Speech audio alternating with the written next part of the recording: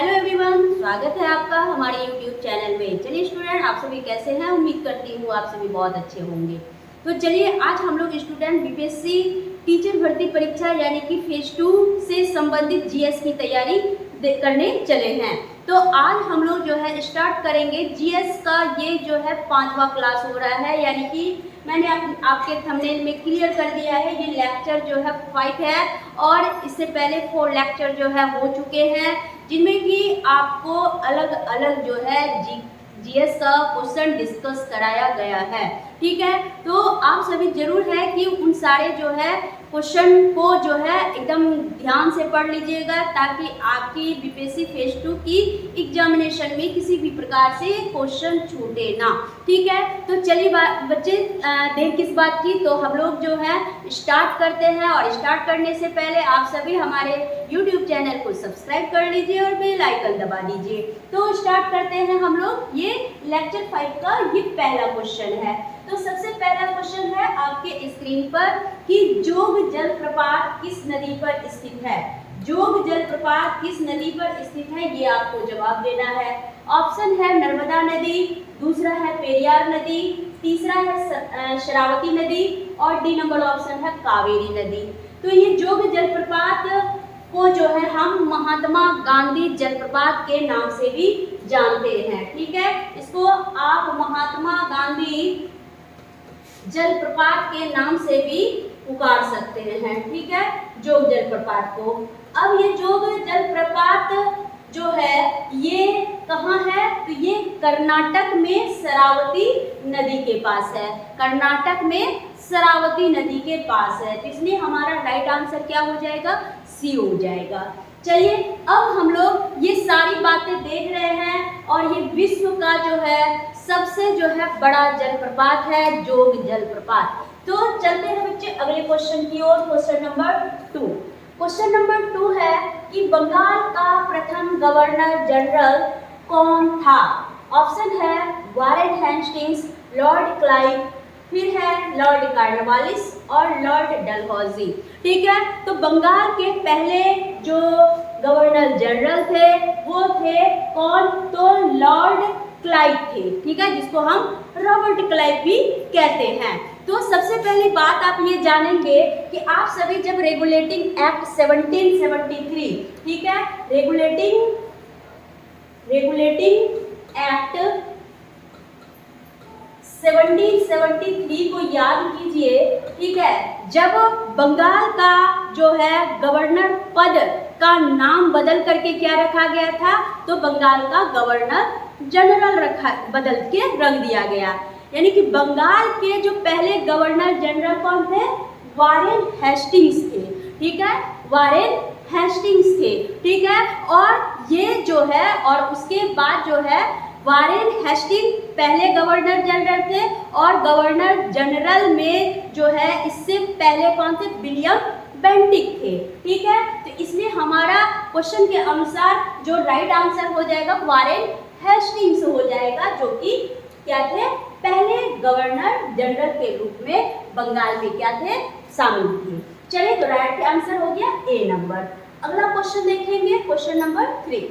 Question number 3 में हम लोग पढ़ते हैं, कह रहा है दिलवाड़ा का जैन मंदिर किस पर्वत के ऊपर स्थित है। दिलवाड़ा का जैन मंदिर याद रखेंगे। तो ये जो दिलवाड़ा का जैन मंदिर है ये कहाँ है, तो राजस्थान में। राजस्थान में सिरोही का नाम सुने होंगे आप लोग। ठीक है, राजस्थान में सिरोही एक जिला है और सिरोही जिला में माउंट आबू पर्वत पर ये क्या है, दिलवाड़ा का जैन मंदिर स्थित है। ठीक है, तो इसलिए हमारा राइट आंसर क्या हो जाएगा, ए नंबर हो जाएगा। चलिए अगला क्वेश्चन देखेंगे, क्वेश्चन नंबर 4। क्वेश्चन नंबर 4 है कि गौतम बुद्ध के प्रथम उपदेश को किस नाम से जाना जाता है। महाभिनिष्क्रमण के नाम से, निर्वाण के नाम से, या धर्म चक्र परिवर्तन के नाम से, या महापरिनिर्वाण के नाम से। ठीक है, तो देखिए सबसे पहली बात है, जब आप गौतम बुद्ध के जो है धर्म उपदेश की बात कर रहे हैं, तो गौतम बुद्ध का जो धर्म, जब गौतम बुद्ध ने घर का त्याग किया था, जिसको हम गृह त्याग कहते हैं, तो गृह त्याग के में जो है उन्होंने जो एक उपदेश दिया था उस उपदेश को कहा जाता था महाभिनिष्क्रमण, ठीक है, यानी कि जब गृह का त्याग हुआ था, गृह का त्याग हुआ था, ठीक है, जब गौतम बुद्ध ने क्या किया था, गृह का त्याग किया था। उसके बाद आते हैं तो प्रथम उपदेश महाभिनिष्क्रमण, और उसके बाद दूसरी बात हम क्या देखेंगे कि ये जो बौद्ध ग्रंथों में सबसे जो पहला उपदेश है धर्म चक्र परिवर्तन, सबसे पहला उपदेश धर्म चक्र परिवर्तन था। तो पहला उपदेश की बात यहाँ क्वेश्चन में पूछ रहा है, तो पहला उपदेश धर्म चक्र परिवर्तन था, ठीक है। और मृत्यु के बाद यानी कि मृत्यु के समय जो है, जब मृत्यु को प्राप्त हुए थे गौतम बुद्ध, तो उसको क्या कहा जाता था, महापरिनिर्वाण कहा जाता था, महापरिनिर्वाण कहा जाता था, ठीक है। तो गौतम बुद्ध की मृत्यु को महापरिनिर्वाण कहेंगे। गौतम बुद्ध ने प्रथम जो धर्म उपदेश दिया उसको हम क्या बोलेंगे, धर्म चक्र परिवर्तन कहेंगे। और गृह त्याग के समय जब गौतम बुद्ध क्या किए थे, यानी कि बौद्ध धर्म में महानिष्क्रमण, मतलब कि गौतम बुद्ध का घर त्यागना ही महानिष्क्रमण के नाम से जाना जाता है, ठीक है। तो चलिए, तो हमारा यह प्रथम उपदेश से संबंधित तथ्य है, तो इसलिए हमारा राइट आंसर क्या हो जाएगा, सी नंबर हो जाएगा। चलिए क्वेश्चन नंबर 5 देखेंगे। क्वेश्चन नंबर 5 कह रहा है कि महाकालेश्वर मंदिर मध्य प्रदेश के किस शहर में स्थित है। महाकालेश्वर मंदिर भारत के 12 ज्योतिर्लिंग मंदिरों में से क्या है, एक है, ठीक है। 12 ज्योतिर्मय लिंग मंदिरों में से क्या है, एक है। कौन, महाकालेश्वर मंदिर, ठीक है। यह जो है मध्य प्रदेश के जो है इंदौर में, ठीक है, मध्य प्रदेश के इंदौर में बोलेंगे, उज्जैन बोलेंगे, मध्य प्रदेश के उज्जैन में ये क्या है, स्थित है। कहाँ, महाकालेश्वर मंदिर, ठीक है। और ये जो महाकालेश्वर भगवान का क्या है, एक प्रमुख मंदिर है, ठीक है। इसलिए हमारा राइट आंसर क्या हो जाएगा, अगर क्वेश्चन पूछे कि महाकालेश्वर मंदिर मध्य प्रदेश के कहाँ है, तो उज्जैन में स्थित है। कहाँ है, उज्जैन नगर में स्थित है। तो राइट आंसर क्या हो जाएगा, डी हो जाएगा। चलिए अगला क्वेश्चन देखेंगे, क्वेश्चन नंबर 6। क्वेश्चन नंबर 6 है कि भारत में हिमालय की सबसे ऊंची चोटी कौन है। ऑप्शन है आपका माउंट एवरेस्ट, दूसरा है कंचनजंगा, फिर तीसरा है केटू यानी कि जिसमें हम काराकोरम कहते हैं, और डी है आपका नंगा पर्वत, ठीक है। तो देखिए, अगर हम इस प्रश्न का अगर कहे कि भारत में हिमालय की सबसे अगर ऊंची पर्वत, तो सबसे ऊंची पर्वत जिसको कि क्या कहते हैं, यानी कि ये गॉडविन ऑस्टिन का आप नाम सुने होंगे, गॉडविन ऑस्टिन बोलिए या फिर आप केटू के नाम से भी इसको जानते होंगे। लेकिन इसके स्थान पर अभी जो है ये मतलब कि बोलिए कि एकदम अनक्लियर है, अस्पष्टता है, ठीक है। कुछ हिस्सों में ये क्या है, मतलब कि जैसे कि खास करके अक्साई चीन के कुछ हिस्सों में जो है ये स्थिति बनी हुई है। इसलिए भारत की अगर सबसे ऊंची जो अगर कहिए कि चोटी है, ठीक है, ऊंची चोटी कौन है, तो कंचनजंगा है, ठीक है। कौन है, कंचनजंगा है। अगर इसका ऊंचाई बोले बच्चा तो क्या बोलिएगा, 8,598, ठीक है। चलिए, तो यहाँ क्या देंगे, ये 8,898 मीटर क्या है, ऊंची है, मीटर क्या है, ऊंची है। चलिए, बहुत अच्छा। तो राइट आंसर क्या हो जाएगा, बी हो जाएगा। अगला क्वेश्चन, क्वेश्चन नंबर जो है 7 में। क्वेश्चन नंबर 7 कह रहा है वन्य जीव संरक्षण अधिनियम किस वर्ष बना, ठीक है। वन्य जीव संरक्षण अधिनियम किस वर्ष बना, ये हमें देखना है।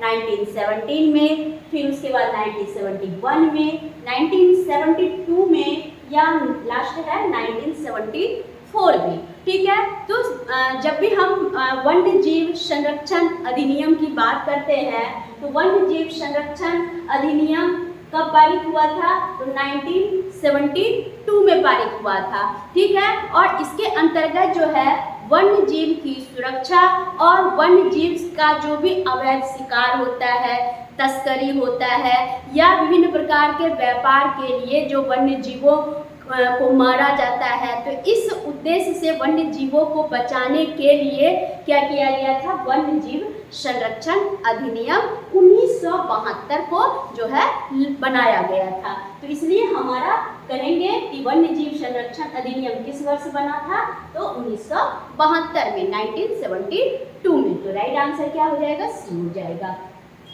अगला क्वेश्चन, क्वेश्चन नंबर 8 की ओर चलते हैं। क्वेश्चन नंबर 8 कह रहा है कि किस सिख गुरु के द्वारा खालसा पंथ की स्थापना की गई, किस सिख गुरु के द्वारा। ठीक है, तो देखिए जब हम खालसा पंथ की स्थापना गुरु गोविंद सिंह, ठीक है, गुरु गोविंद सिंह जी के द्वारा की गई थी, गुरु गोविंद सिंह के द्वारा की गई थी। कब की गई थी, तो 1699 ईस्वी में की गई थी, 1699 ईस्वी में की गई थी। ठीक है, एकदम याद रखेंगे।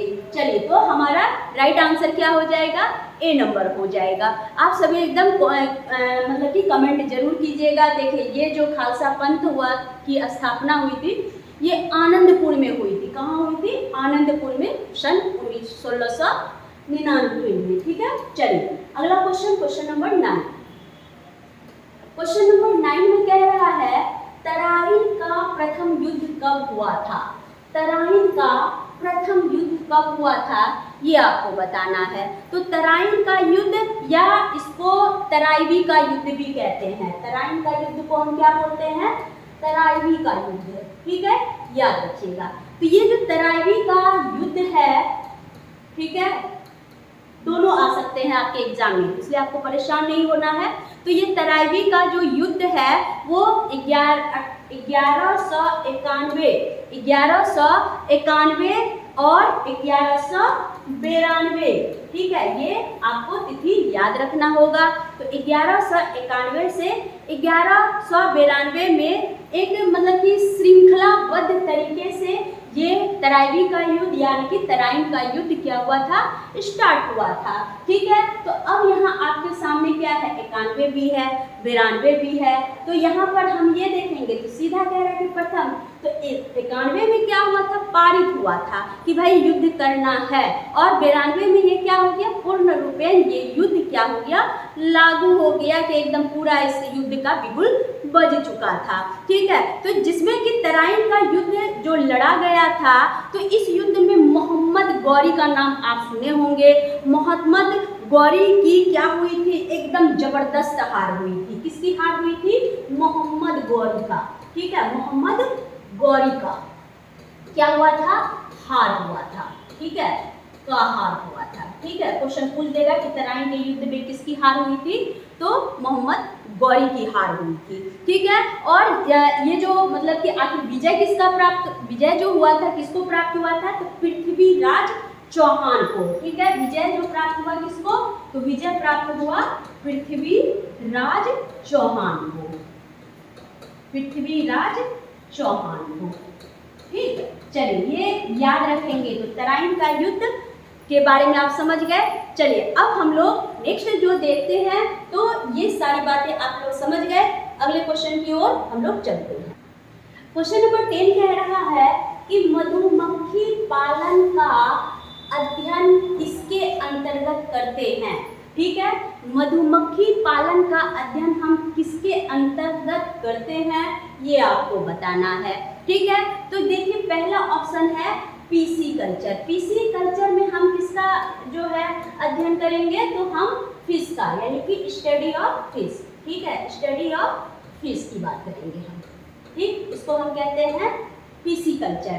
ठीक, दूसरा क्या है, एपी कल्चर। दूसरा क्या है, एपी कल्चर। एपी कल्चर में हम किसका पालन करते हैं, यानी कि मधुमक्खी का। ठीक है, यानी कि study of honey bee, study of honey bee, मधुमक्खी के पालन से संबंधित अध्ययन को हम किसके अंतर्गत रखते हैं, एपी कल्चर को। ये एक प्रकार का क्या है, एग्रीकल्चर है। ठीक है, उसके बाद है सेरीकल्चर। सेरीकल्चर हम किसके अंतर्गत देखेंगे, तो ये जो सेरीकल्चर है, तो सेरीकल्चर में किसका होता है, तो आप सभी बताइए। ये बिल्कुल आप सभी जानते हैं, सिल्क वर्म। ठीक है, यानी कि रेशम जो कीट का पालन के अध्ययन को, रेशम कीट पालन से है, स्टडी ऑफ सिल्क वर्म। ठीक है, स्टडी ऑफ सिल्क वर्म। ठीक है, इसको हम कहते हैं सेरीकल्चर। और फ्लोरीकल्चर में क्या होता है, स्टडी ऑफ फ्लावर। तो यहाँ स्टडी ऑफ फ्लावर। ठीक है, इसको फ्लोरिकल्चर बोलेंगे। चलिए, तो ये सारी बातें आप समझ गए। और भी बहुत सारे कल्चर है, जैसे ऑलरिकल्चर है, पोमोकल्चर है, ठीक है। पोमोकल्चर में हम क्या करते हैं, फलों का जो है उत्पादन से संबंधित स्टडी करते हैं, ठीक है। ऑलरिकल्चर में हम सब्जियों के उत्पादन का हम स्टडी करते हैं, ठीक है। तो चलिए क्वेश्चन पे आते हैं। तो मधुमक्खी पालन से संबंधित है, तो मधुमक्खी यानी हनी बी, यानी कि हमारा राइट आंसर क्या हो जाएगा, बी एपीकल्चर। चलिए, बहुत बढ़िया। अगला क्वेश्चन देखेंगे। अगला क्वेश्चन हम लोग क्या देख रहे हैं, क्वेश्चन नंबर 11। क्वेश्चन नंबर 11 कह रहा है कि किस मुगल बादशाह का आल से भी जाना जाता है, किस मुगल बादशाह का आल से भी जाना जाता है, ठीक है। थोड़ा सा इस क्वेश्चन को देख लेते हैं। तो देखिए, मुगल बादशाह जो है, ये मुगल बादशाह यानी किस मुगल बादशाह को आल से भी जाना जाता है। तो यहाँ पर सबसे पहली बात क्या है कि अकबर, जहांगीर, औरंगजेब, शाहजहां, ये आपको ऑप्शन दिए गए हैं, ठीक है। तो आप मोहिउद्दीन जो मोहम्मद हैं, ठीक है, मोहिउद्दीन मोहम्मद, जिसे कि आमतौर पर क्या नाम से जाना जाता है, औरंगजेब के नाम से जाना जाता है, ठीक है। तो औरंगजेब या फिर इसको आलमगीर, यहाँ क्या है, यहाँ ये आलमगीर हो जाएगा, आल से नहीं हो जाएगा, यहाँ आलमगीर हो जाएगा, ठीक है। तो औरंगजेब को आलमगीर के नाम से जाना जाता है, ठीक है। थोड़ा सा इस क्वेश्चन को देख लीजिएगा, थोड़ा सा यहाँ प्रॉब्लम है, ठीक है। चलिए आगे बढ़ते हैं। ये छठा मुगल शासक था, कौन, औरंगजेब। चलिए आगे बढ़ते हैं अगले क्वेश्चन की ओर। Question number 12। क्वेश्चन नंबर 12 है, ज्वार भाटा पर सबसे अधिक, ज्वार भाटा पर सबसे अगर अधिक किसका प्रभाव होता है, सूर्य का, चंद्रमा का, पृथ्वी का या शुक्र का, ठीक है। जब भी हम ज्वार भाटा की बात करते हैं तो ज्वार भाटा चंद्रमा और सूर्य, चंद्रमा, ठीक है, ये है मून, ठीक है, और सन, यानी कि चंद्रमा और जो है सूर्य, इन दोनों के बीच क्या होता है, जो अट्रैक्शन पावर होता है, ये अट्रैक्शन पावर के कारण जो है जितने भी सागरीय जल है, यानी कि सी वाटर है, उसका लेवल क्या हो जाता है, ऊपर हो जाता है। और ऊपर उठने के कारण क्या होता है, समुद्रों या सागरों में क्या आते हैं, ज्वार भाटे आते हैं, ठीक है। तो यहाँ जो हमारा ऑप्शन है वो क्या होगा, तो यहाँ हम सबसे पहली बात देखेंगे कि मून जो है वो चंद्रमा के बीच क्या करता है, एक आकर्षण उत्पन्न करता है, ठीक है। तो कहने का तात्पर्य है कि जो सागरीय जल है वो नीचे गिरकर, ठीक है, वो नीचे गिरकर के फिर से क्या होती है, पीछे सागर की ओर लौटने लगती है। तो इसलिए हमारा यहाँ चंद्रमा पर ही क्या है, सारी घटनाएं आधारित होती है। इसलिए हमारा राइट आंसर क्या हो जाएगा, बी राइट आंसर हो जाएगा, चंद्रमा। चलिए अगला क्वेश्चन देखेंगे, क्वेश्चन नंबर 13। क्वेश्चन नंबर 13 कह रहा है कि BLSRSAM, ठीक है, BLSRSAM किस प्रकार की मिसाइल है, ठीक है। तो देखिए, ये जो मिसाइल है ये किस प्रकार की मिसाइल है, हवा से हवा में मिसाइल नहीं, सतह से सतह पर मिसाइल नहीं, अंतर महाद्वीपीय मिसाइल नहीं, ये सतह से हवा में मिसाइल है, सतह से ये हवा में छोड़ी जाती है, किसको, VLSRSM को, ठीक है। चलिए, ये एक क्या है, शॉर्ट रेंज की मिसाइल है, क्या है, शॉर्ट रेंज की मिसाइल है, जो कि सतह से, सरफेस से हम क्या होते हैं, एयर में ये मिसाइल को छोड़ते हैं, ठीक है, जिससे कि इसके मतलब कि कई जो हवाई मतलब कि हवाई जहाज को इससे क्या होता है, खतरा होने की भी संभावना होती है, ठीक है। और बहुत सारे हवाई जहाज को इससे मुकाबला करने की क्या होती है, मुकाबला करने के लिए ही इसको क्या किया जाता है, लॉन्च किया जाता है, डेवलप किया जाता है, ठीक है। तो राइट आंसर क्या हो जाएगा, डी नंबर हो जाएगा। चलिए अगला क्वेश्चन देखेंगे, क्वेश्चन नंबर 40। क्वेश्चन नंबर 40 है, भारतीय वायुसेना यानी कि इंडियन एयर फोर्स की एरोबेटिक डिस्प्ले टीमें किस किसके स्मारक एयर शो में भाग लेगी? ठीक है, बहुत अच्छा क्वेश्चन है। तो ये किस किस में लेगी, तो किसके स्मारक एयर शो में भाग लेगी? तो ये जो भारतीय वायुसेना है, यानी कि एरोबेटिक डिस्प्ले टीम जो है वो किस में लेगी? तो श्रीलंका। ठीक है, श्रीलंका के टीम में ये क्या करेगी? भाग लेगी, स्मारक शो में भाग लेगी। क्यों लेगी भाई? क्योंकि इसमें जो सन का रेज है और इनका जो लाइट है, इस मतलब लाइट कॉम्बैट जो है, ये सारे मतलब कि एक एयरक्राफ्ट है तेजस। ठीक है, ये तेजस के साथ जो है 3 दिवसीय एयर शो में क्या लेगी? भाग लेगी। ठीक है, कौन? जिनका नाम क्या है? Aerobatic display team. ठीक है, जो कि किसकी है? तो श्रीलंका की है। ठीक है, यह जो एयर शो है वो श्रीलंका वायुसेना में क्या लेगी? 70वीं वर्षगांठ समारोह में ये भाग ली है। ठीक है, तो चलिए, तो राइट आंसर क्या हो जाएगा हमारा? श्रीलंका हो जाएगा। चलिए आगे बढ़ते हैं अगले क्वेश्चन की ओर। Question number 15। क्वेश्चन नंबर 15 कह रहा है कि भारतीय नौसेना के जहाज INS पुलिस और INS सुमेधा ने पहली बार किस देश के बंदरगाह का दौरा किया? ठीक है, तो देखिए, ये जो INS पुलिस और INS सुमेधा की बात कर रहे हैं, तो ये दोनों जो है ये बांग्लादेश के बंदरगाह, किसके? बांग्लादेश के बंदरगाह का क्या करेंगे? दौरा किया है। ठीक है, चलिए यहाँ ये सभी समझ गए। तो देखिए, ये जो है 1971 का मुक्ति संग्राम से इसका क्या है? संबंध है। ठीक है, और ये INS सुमेधा की जो बात करते हैं, यह एक स्वदेशी जो है एयरक्राफ्ट, स्वदेशी जो है ये क्या है?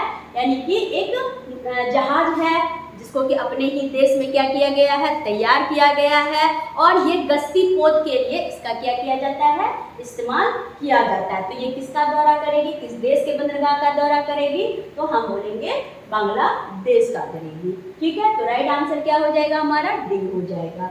चलिए आगे बढ़ते हैं। अगला क्वेश्चन, क्वेश्चन नंबर 16। लकवा किस विटामिन, क्वेश्चन नंबर 16 कह रहा है कि लकवा किस विटामिन की कमी के कारण होता है? लकवा किस विटामिन की कमी से होता है? तो ये आपको बताना है। Vitamin A, vitamin D, vitamin B और विटामिन के। तो देखिए, लकवा जो होता है वो विटामिन किसकी कमी से? तो विटामिन बी। और विटामिन बी में क्या? Vitamin B12, vitamin B12। ठीक है, तो जिसकी कमी से क्या होता है? लकवा, जिसको कि हम पैरालाइसिस के नाम से क्या करते हैं? जानते हैं। यह पूरी तरह से क्या होता है? हाँ, मतलब कि ये हमारे खान पान में जो भी कमियां होती है, जिसके कारण क्या होता है कि रोगी जो है वो लकवा का शिकार हो जाता है। तो इसलिए राइट आंसर क्या हो जाएगा? सी हो जाएगा। चलिए अगले क्वेश्चन की ओर चलते हैं। Question number 17। क्वेश्चन नंबर 17 कह रहा है कि किस यंत्र का काम डायनमो के कार्य का उल्टा होता है? ठीक है, डायनमो के कार्य का क्या होता है? उल्टा होता है। तो देखिए, ये जो डायनमो है वो क्या करती है? विद्युत रासायनिक ऊर्जा को विद्युत ऊर्जा में परिवर्तित करती है। तो यहाँ डायनमो एक क्या है? घूर्णन करती हुई, यानी कि गिर करती हुई क्या होती है? घूमती है डायनमो। और ये क्या होती है? एक तार की कुंडली होती है, और उस तार की कुंडली और जो एक उनके बीच मैग्नेटिक फील्ड उत्पन्न होता है, तो इन दोनों के बीच जो है क्या करती है? एक यांत्रिक जो है ऊर्जा को किस में बदलती है? तो विद्युत ऊर्जा में बदलती है। किस में बदलेगी? यांत्रिक ऊर्जा को विद्युत ऊर्जा में बदलेगी। ठीक है, तो इसलिए हमारा ये राइट आंसर क्या होगा? तो ये कौन करेगा? ट्रांसफर करेगा कि मोटर करेगा, रेफ्रिजरेटर करेगा, ठीक है, कि जनरेटर करेगा? तो कौन करेगा? मोटर करेगा। ठीक है, मोटर में क्या होते हैं? मैग्नेटिक फील्ड उत्पन्न होता है। ठीक है, चलिए आगे बढ़ेंगे क्वेश्चन नंबर 18 में। क्वेश्चन नंबर 18 कह रहा है सौरमंडल में कौन सा अत्यधिक तीव्र यानी कि चमकीला ग्रह है? ठीक है, तो देखिए, सबसे जो चमकीला ग्रह सौरमंडल का होता है वो कौन होता है? शुक्र, जिसको कि हम वीनस के नाम से जानते हैं। ठीक है, चलिए आगे बढ़ते हैं। अगले क्वेश्चन की ओर। Next question, question number 19। मानव शरीर में सबसे प्रचुर मात्रा में पाया जाने वाला तत्व कौन सा है?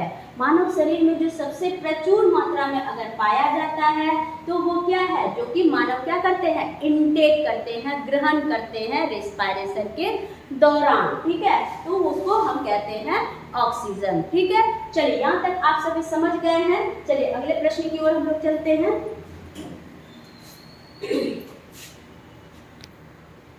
क्वेश्चन नंबर 20 कह रहा है कि मानव शरीर के कौन से अंग में लसिका यानी लिम्फ सेल बनती है, ठीक है। तो कौन से अंग में लिम्फ सेल बनती है? ऑप्शन है आपका यकृत यानी कि लीवर, दूसरा है दीर्घ अस्थि, तीसरा है अग्नाशय और डी नंबर में है तिल्ली, ठीक है। तो लिम्फोसाइट जो होता है थाइमस और अस्थि मज्जा, ठीक है। लिम्फोसाइट क्या होता है? थाइमस और अस्थि मज्जा। अस्थि मज्जा कैसा होता है? तो पीले रंग का होता है। तो इन दोनों में क्या होते हैं? लिम्फोसाइट डेवलप होते हैं, विकसित होते हैं, ठीक है। इसलिए इसको हम क्या बोलेंगे? केंद्रीय लिम्फोसाइट कहेंगे। क्या कहेंगे? केंद्रीय लिम्फोसाइट ऑर्गन कहेंगे। तो इसलिए इसका संबंध जो होगा वो किस में होगा? तो दीर्घ संधि में होगा। किस में होगा? दीर्घ अस्थि में होगा, ठीक है। चलिए यहाँ हम ये देखेंगे कि ये जो अस्थि की बात है, अस्थि का मतलब होता है बोन, ठीक है। ये जो बोन एक प्रकार का क्या होता है? टिश्यू होता है, और जो कि हड्डियों में स्पंजी यानी और क्या कहिए कि रद्द भागों में ये क्या होता है? पाया जाता है। कौन? तो लिम्फोसाइट यानी कि जिसको हम लसिका कोशिका कहते हैं, ठीक है। तो इसलिए हमारा राइट आंसर क्या हो जाएगा? अस्थि। अस्थि में कौन? दीर्घ अस्थि। चलिए नेक्स्ट क्वेश्चन, क्वेश्चन नंबर 21 कह रहा है आवर्त के नियम की खोज किसने की? टोरिसेली ने, आइंस्टीन ने, जॉनसन ने या मेंडलीफ ने, ठीक है। चलिए तो हमारा जो है पिछले भी क्लास में आपको बताए थे आवर्त के नियम की खोज किसने की? तो मेंडलीफ ने की, ठीक है। मेंडलीफ ने आवर्त के नियम की खोज की, ठीक है। कब? 1869 में। चलिए आगे बढ़ेंगे अगले क्वेश्चन की ओर। Question number 22। क्वेश्चन नंबर 22 है चंद्रशेखर बेंटक रमन, चंद्रशेखर बेंटक रमन वेंकट होगा यहाँ, ठीक है। वेंकट रमन को नोबेल पुरस्कार कब मिला था? थोड़ा सा टाइपिंग मिस्टेक है, थोड़ा सा आप लोग मैनेज कर लीजिएगा इसको, ठीक है। तो चंद्रशेखर वेंकट रमन को नोबेल पुरस्कार कब मिला था?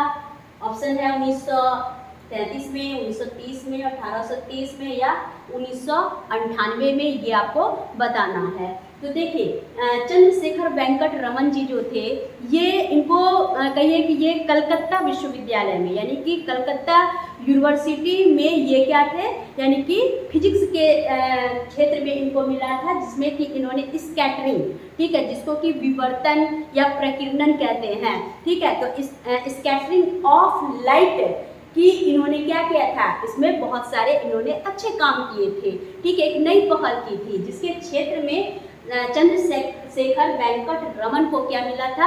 नोबेल पुरस्कार मिला था। कब? सन 1930 ईस्वी में, सन 1930 ईस्वी में। तो राइट आंसर क्या हो जाएगा?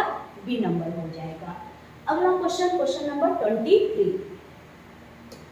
क्वेश्चन नंबर 23 है भारत का प्रथम परमाणु बिजली घर कहाँ प्रारंभ किया गया? तो भारत का पहला परमाणु बिजली घर, ठीक है, पहला परमाणु बिजली घर कहाँ प्रारंभ किया गया ये बताना है, ठीक है। तो पहला है भोपाल, दूसरा है रावतभाटा, तीसरा है तारापुर और चौथा है बेंगलोर। तो भारत का पहला परमाणु बिजली घर कहाँ पर प्रारंभ किया गया था? तो तारापुर में किया गया था, ठीक है। चलिए तारापुर का नाम याद रखिएगा। चलिए आगे बढ़ते हैं। तो इसलिए राइट आंसर क्या हो जाएगा? सी नंबर हो जाएगा। चलिए कुछ कुछ क्वेश्चन है जो कि आपको थोड़ा सा उसको याद करना पड़ेगा, ठीक है, इसके लिए कोई ट्रिक है नहीं। पृथ्वी पर वायुमंडलीय दाब का कारण है? पृथ्वी पर वायुमंडलीय दाब का क्या कारण है? गुरुत्वाकर्षण यानी कि ग्रेविटेशनल फोर्स है, पृथ्वी का परिक्रमण है, या पृथ्वी का घूर्णन है, या फिर कोई नहीं, ठीक है।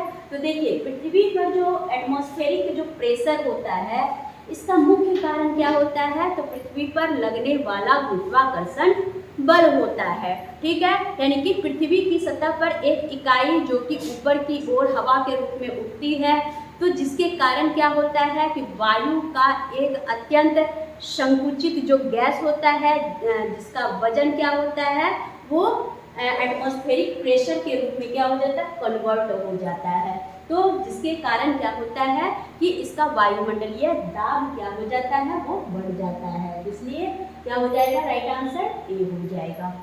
अगला question, question number 25। Question number 25 है, रोग पानी के माध्यम से होता है। रोग पानी के माध्यम से होता है, तो कौन सा रोग पानी के माध्यम से होता है, बताइए। टाइफाइड, प्लेग, मलेरिया या फिर हैजा, ठीक है, ये बताना है। तो देखिए, रोग पानी से होता है, यानी कि हैजा, दूषित पानी अगर आप पीते हैं, ठीक है, तो ऐसे में आप क्या हो जाते हैं, हैजा का शिकार हो जाते हैं। जैसे कि टाइफाइड हो गया, डायरिया हो गया, हेपेटाइटिस ए हो गया, ये सारी बीमारियां क्या होती है, पानी से होती है, जो कि हमारे लीवर को खास करके क्या करती है, इफेक्ट पहुंचाती है, ठीक है। चलिए, तो राइट आंसर क्या हो जाएगा, डी हो जाएगा। चलिए आगे बढ़ते हैं। यहाँ देखिए, अगर आपको मतलब कि ये जो टाइफाइड है, एकदम हम इसको क्लियर कर रहे हैं, क्योंकि आपके सामने ये सवाल होगा कि मैम ऑप्शन में अगर टाइफाइड है, तो टाइफाइड देखिए दूषित जल से एकदम होता है, ठीक है। और बाकी जो हम बताए आपको, हेपेटाइटिस, ये जनित जल रोग है, यानी कि जानबूझ करके आप जब क्या करते हैं, दूषित जल को पीते हैं, तो उससे क्या है, यानी कि रोग को आप क्या करें, पुनः बुला रहे हैं, ठीक है। और ये डायरिया भी एक प्रकार का क्या है, उभयनिष्ठ रोग है। इसको क्या कहा जाता है, उभयनिष्ठ रोग कहा जाता है। इसलिए जो है टाइफाइड और ये सब बुलाया हुआ रोग होता है। लेकिन हैजा क्या होता है कि एक व्यक्ति से दूसरे व्यक्ति यानी कि संक्रमित है, ठीक है, ये फैलता चला जाता है, ठीक है। इसलिए सबसे ज्यादा जो घातक होता है ना, तो टाइफाइड से ज्यादा कौन होता है, हैजा होता है। इसलिए राइट आंसर क्या हो जाएगा, डी हो जाएगा। चलिए अगले क्वेश्चन की ओर चलेंगे। क्वेश्चन नंबर 26 कह रहा, अदिश एक प्रमात्रा है जिसमें कि परिमाण होता है, यानी कि रिजल्टेंट होता है, लेकिन क्या नहीं होता है। देखिए, अदिश, अदिश का मतलब जिसकी कोई दिशा ना हो, ठीक है, यानी कि जिन राशियों में, जिन क्वांटिटी में केवल और केवल परिमाण होता है, उन्हें ही हम क्या बोलते हैं, अदिश राशि कहते हैं, ठीक है। जैसे कि चाल हो गया, ठीक है, जैसे कि दूरी हो गया, कहने का मतलब जो कि क्या हो, सदिश पर निर्भर हो, ठीक है।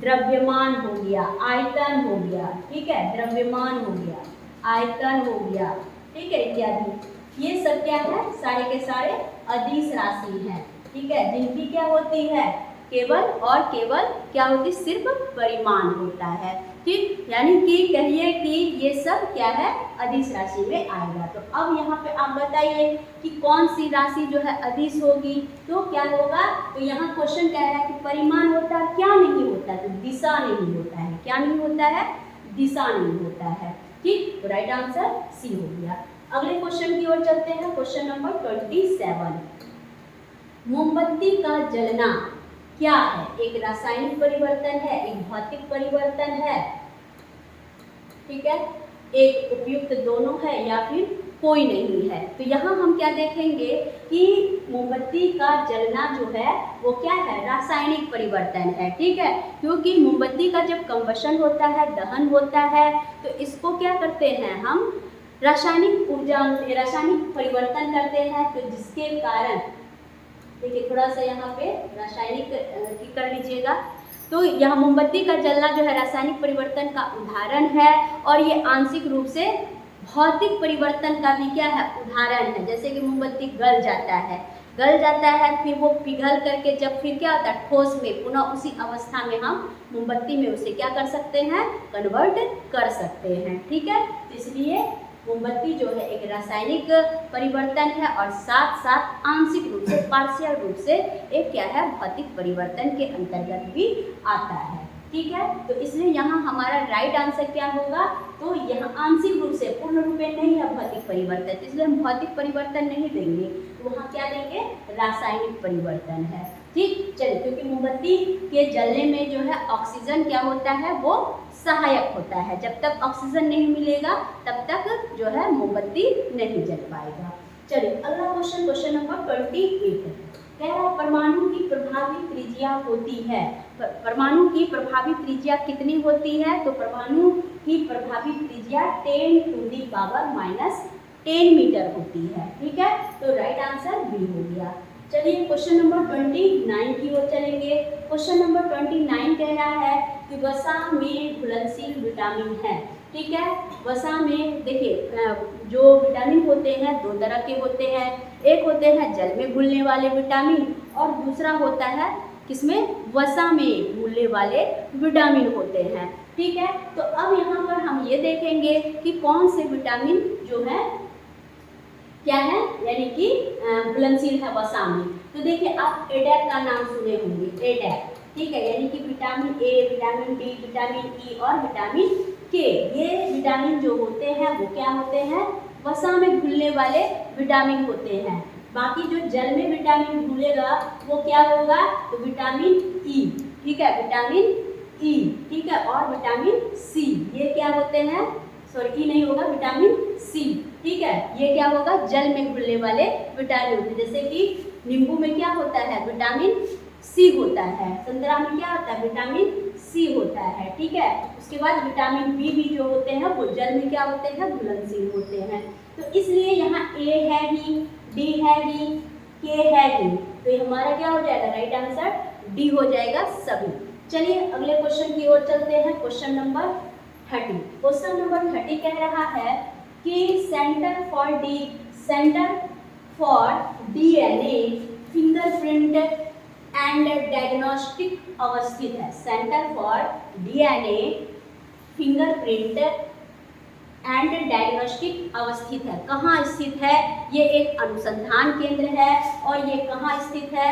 तो हैदराबाद में स्थित है। ठीक है, आप डीएनए फिंगरप्रिंट के बारे में जानते होंगे, जिसमें कि हम अनुवांशिक रूप से कुछ भी क्या कर सकते हैं? पता कर सकते हैं। ठीक है, और ये कहाँ स्थित है? तो हैदराबाद में स्थित है। राइट आंसर डी हो गया। अगले क्वेश्चन की ओर चलते हैं। Question number 31।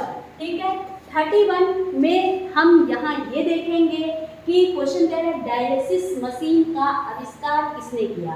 तो देखिए डायलिसिस मशीन के द्वारा हम किडनी का क्या करते हैं? किडनी से संबंधित बीमारियों की हम जांच करते हैं। ठीक है, तो यहाँ पर जो है ये डायलिसिस जो है उसका आविष्कार किसने किया था? तो कोल्फ महोदय ने किया था। आंसर क्या हो जाएगा? कोल्फ। अगला question, question number 32। Question number 32 है कांच का पीला रंग किस पदार्थ के कारण होता है? कोबाल्ट ऑक्साइड के कारण, फेरिक लवण के कारण, गोल्ड क्लोराइड के कारण या फेरिक क्लोराइड के कारण, ये आपको बताना है। तो कांच का जो पीला रंग होता है वो किसके कारण होता है? तो फेरिक लवण के कारण होता है। फेरिक लवण के कारण होता है। ठीक, चलिए राइट आंसर बी हो जाएगा। अगला question, question number 33। Question number 33 कह रहा है पीले फास्फोरस को रखा जाता है। पीले फास्फोरस को किस में रखा जाता है? तो पीले फास्फोरस को हम जल में डुबा करके रखते हैं। ठीक है, और सफेद फास्फोरस को हम केरोसिन में डुबा करके रखते हैं। राइट आंसर क्या हो जाएगा? बी हो जाएगा। चलिए अगला क्वेश्चन देखेंगे। Question number 34। ठीक है, क्वेश्चन नंबर 34 क्या कह रहा है? क्वेश्चन कह रहा है कि जिस पौधे में फूल या बीज नहीं होते हैं उसको हम क्या कहते हैं? तो जिस पौधे में फ्लावर और सीड नहीं होते हैं उसको हम क्या बोलेंगे? क्रिप्टोगेमस कहेंगे। उसको हम क्या बोलते हैं? क्रिप्टोगेमस बोलते हैं। ठीक है, चलिए अगला question, question number 35। Question number 35 है सोडा वाटर बनाने के लिए कौन सी गैस प्रयुक्त की जाती है? सोडा वाटर बनाने के लिए किसकी जरूरत पड़ेगी? NO CO2 बार है। ठीक है, यहाँ क्या हो जाएगा? CO2 हो जाएगा। ठीक है, चलिए तो यहाँ हमें किसकी जरूरत पड़ेगी? ठीक है, किसकी जरूरत? यहाँ CO है, यहाँ CO2 हो जाएगा। तो सोडा वाटर बनाने के लिए हमें कौन सी गैस की जरूरत पड़ेगी? तो कार्बन डाइऑक्साइड की जरूरत पड़ेगी। तो इस तरह से स्टूडेंट आज हम लोगों ने जीएस के इस सेशन में 35 क्वेश्चन को डिस्कस किया। तो उम्मीद है आप सभी को आज का जो है क्लास बहुत अच्छा लगा होगा। और अगर आपको जैसा भी लगे तो आप अपना कमेंट में ज़रूर कमेंट कीजिएगा, ताकि हम उस कमेंट को पढ़ करके जो भी मतलब कि आप चाहते हैं उसको हम फुलफिल अपने इस क्लास में दे सकें। ठीक है, तो चलिए आप सभी से हम विदा लेते हैं। आगे जो है फिर हमारा अगला क्लास यानी कि नेक्स्ट लेक्चर के साथ होगा। तब तक के लिए आप सभी से विदा लेंगे। Bye bye.